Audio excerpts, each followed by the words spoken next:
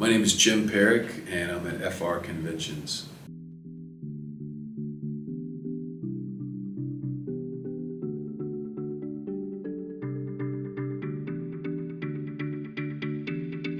I was living in New York. I got the script, I read it, and I wrote in my journal the night before the audition. I said, watch this. Tomorrow I'm going to walk into Fox and walk out with the part. And I took a picture of it and sent it to my mom that night.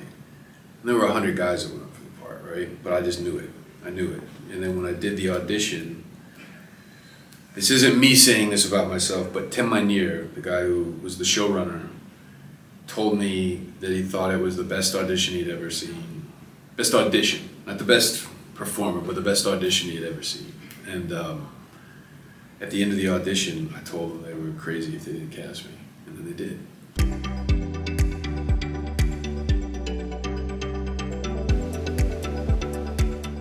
In order to make it personal, which I think is the actor's job with something like that, like the people you love and work with die, I think you have to make it personal. And so I looked at it as a guy who watched his family get killed. I looked at it as a guy that was on vacation with his brothers and sisters and parents, and they all got hit by a bus or something like that.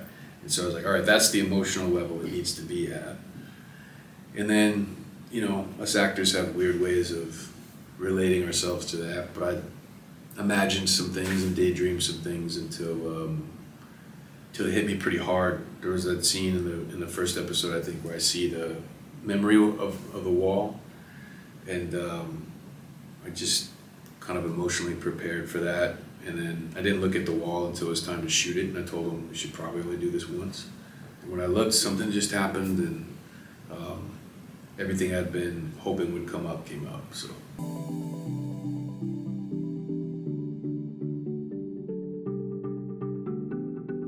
Yeah, it's funny because I didn't think about it at the time, because I always just think about the story. But the result of that story was that real firefighters got to see somebody admitting that they had some problems, admitting that they could use a little help, letting people in on their problems. And I've had real firefighters come up to me in the States and say, hey man, that was good, that helped me through this or that. And it's always really gratifying when something like that happens. Yeah, I was proud. When I heard it was affecting people that way, I felt really good about that.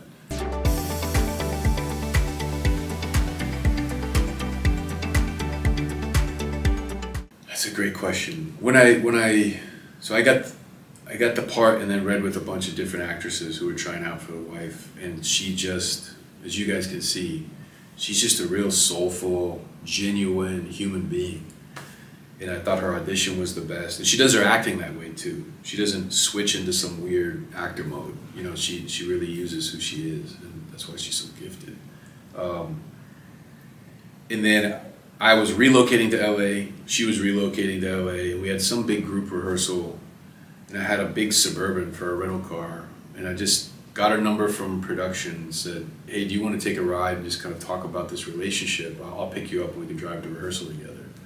She said, yeah, we didn't know each other. And by the time we got out of the car, an hour later, we really knew each other. We just immediately started talking about what was most important to us, and then we started talking about what we wanted to achieve with that part.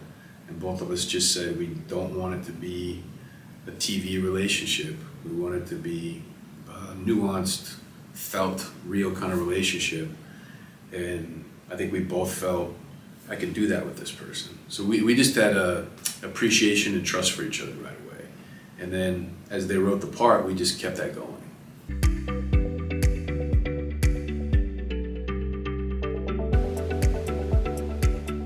Yeah, and I think even beyond being topics, there are consequential experiences, right? Like, that was the other thing is we got to act things that people in relationships really go through. Like, we're having a hard time connecting romantically lately. Like, nobody wants to act that. It's embarrassing, you know what I mean? But, dude, that's what people are dealing with. And so we got good situations that we got to try to really experience.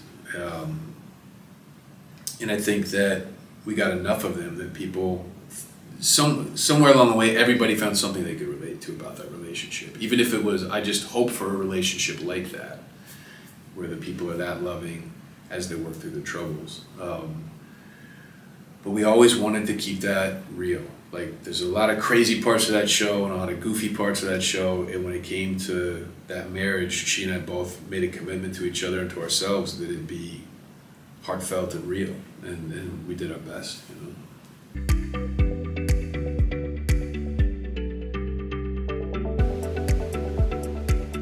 I thought it was great. I thought it was really good writing because they spent the first 2 seasons establishing how close Judd and Grace were, right? And how much they could trust each other. And then we have a kid, and then this curveball comes from out of the past, like pre-Grace. Hey, did you have a one-night stand with this woman? Yeah, I did. All right, well, you have a kid. Oh, geez. And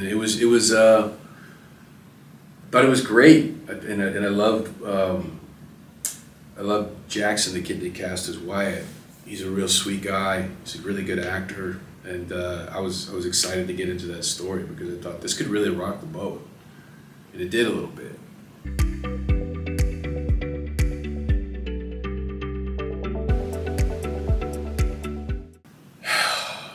It was, I'll try to make this a short answer, but sometimes on that show we would get the scenes last second, very last second, like sometimes that day, and that scene came in pretty late. Like I knew the storyline, but remember the scene where I find out on the phone that he may never walk again, and Tommy comes in and tell her, and I just felt as an actor, I was like, man, I'm not up for this. I didn't have enough time for this.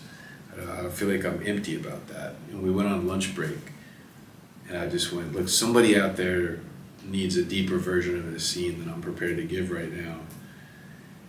And I honestly just said a prayer. I was like, look, so one of your people out there needs to see the real version of this. Will you please just help me to, please God, help me feel something, because this is, I don't have time to connect this thing.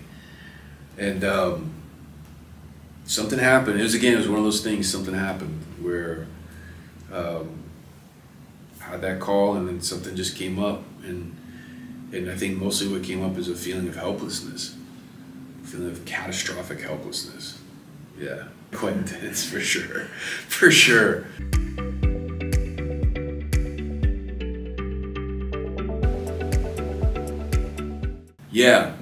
Yeah, there was one of the ideas I brought to the writers was like, look, we've built this guy, and everybody says Judd is a good guy, but he may get all that from his wife. You know what I mean? It may be she inspires him to be somebody. He may be a totally underdeveloped, not fully formed human being without his wife. Like, he may not know how to do the right thing. And she's gone now. And I was like, we should find a way to have that come up. And they told me early on that there was going to be a drinking problem later. And so I said, can we start in earlier episodes before we talk about it? Can we just show me isolating? Can we just put some beer bottles around the house? Because nobody gets alcoholism overnight. And they already had the problem of having to resolve alcoholism in one episode, right? And that's not how that goes either. And so they said, yeah, and we started to find these ways to kind of plant just behaviorally the idea in the audience's head that something was off with Judd. And I didn't watch the show, but I don't know if that came across or not. But hopefully it did. People's problems don't show up overnight. It may feel like that, but they've always been growing, you know.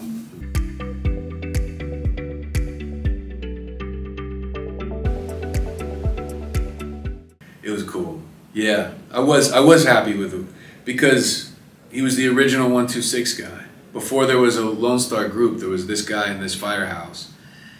And it was cool that, you know, first Owen and Judd kind of butted heads, and then they became best friends, and then was able to support him in his new opportunity, and he was able to turn and say, hey man, this is for you. And I remember when it happened, I was surprised at how emotional, when I read that, I was like happy for Judd, even though he's not real. but I was like, good for this guy, man, he deserves it, you know. Yeah, I was happy about that. he's made up of what the writers did and yeah, and parts of me. Yeah.